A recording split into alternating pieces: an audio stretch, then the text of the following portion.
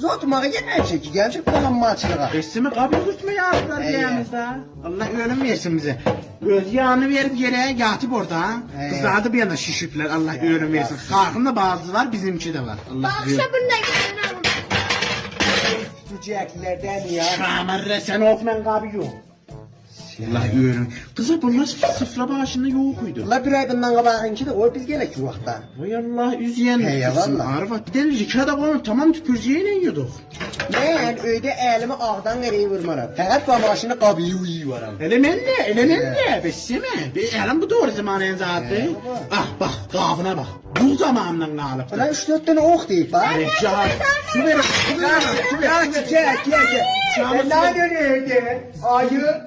İşte ne kızı kefille. Toplandı hiç gün diyecek. Tamam İvan'ın ayağı atılıptı bak. Buna bak. Sen ona dire buna bak. Ey şükür olsun. Araç. Gel adyan türaşenle sağ olsun el var lan. Valla. Şamır. Bir yerde kalmıştı. Ondan sonra başlıyor. Sındırdın. Kızı oruç yarın gece kıyabirim. O günü kıyabirim. Oruç, açarı oruç.